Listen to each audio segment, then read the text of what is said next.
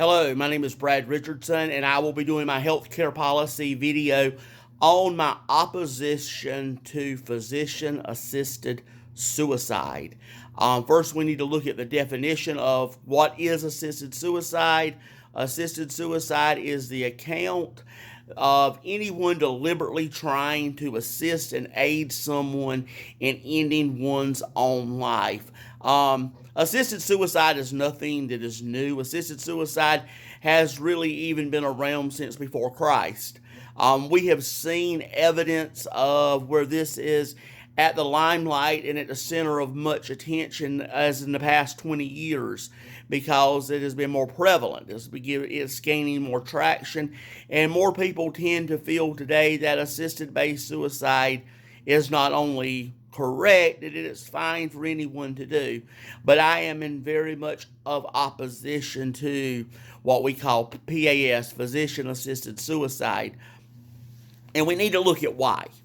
Because as healthcare professionals, whether you are a physician or whether you're just a healthcare professional working in an office setting, we have a certain code of ethics. We have a certain moral clause in our profession that we're going to protect the ones we care for. We're going to protect the ones that we give assistance and aid to. As medical care professionals, I believe it is not only our duty, but our number one goal and our objective is to make sure we're providing not only adequate care, but the best care possible. And that is not ending one's own life, even if they choose. Today, people feel they have the right to end their own life with a physician assistance. We have several states currently in our union that do have measures that will allow physicians to assist in the suicide attempt of one's own life. And life to me is very precious. It's more than just euthanasia. It's more than just having a physician in one's life, because we have so many more policies and we have so many more things today that can help people in their time of need, even if we're at the end of life care.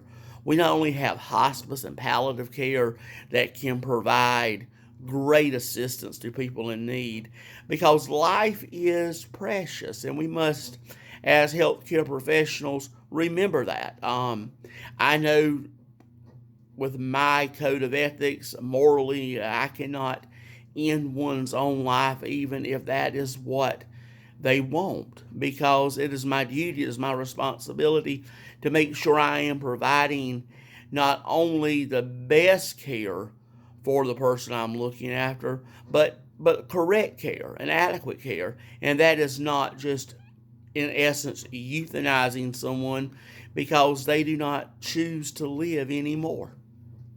We have a terrible problem now with the suicides in our nation anyway, but allowing a physician to assist in someone's death is not only morally wrong, it is also ethically wrong of the code of standards that we have as healthcare professionals. But we must look at why someone would want to end their life and give them not only correct information and vital information they may need, but also assist them in showing them that there is purpose to their life. There's a huge difference if someone as when that end of life cycle comes, that they choose to stop medication, they choose to stop treatment. There's a huge difference in just saying, this is my checkout time and I'm going to die.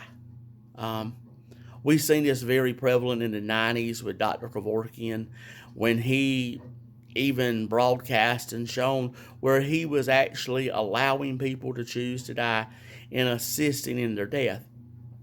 To me, that's just murder, and you putting a fancy term on it.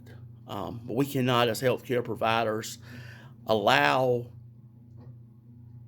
to be a part of a physician-based suicide, because our number one goal as healthcare providers should be to show that we are providing exceptional care. And with that exceptional care, we are showing of everything that we can do to help the individual in need. We're not going to end one's life because there's so many more measures that can help them.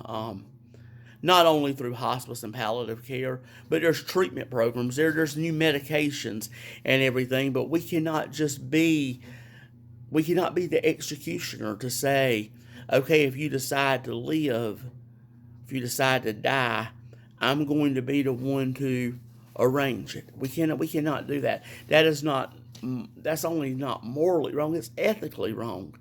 Because we are held to a great standard. We're held to a high standard that we're going to protect. We're going to be there for the person we are looking after.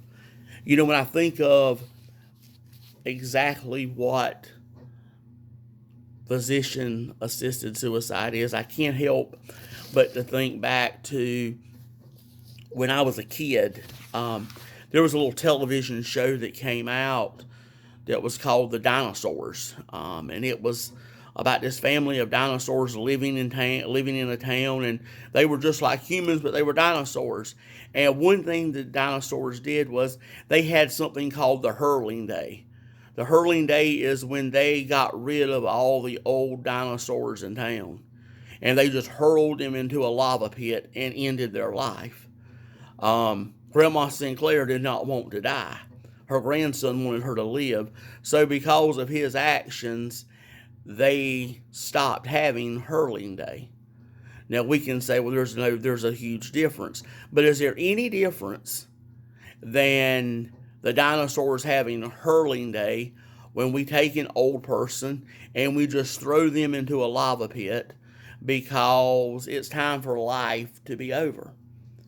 Then we check into a hospital and ask a physician to end our life.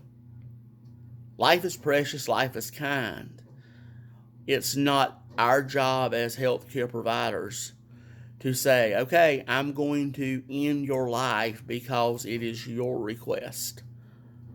We must look at the broad picture and know that it is our job as healthcare providers to provide care, not death.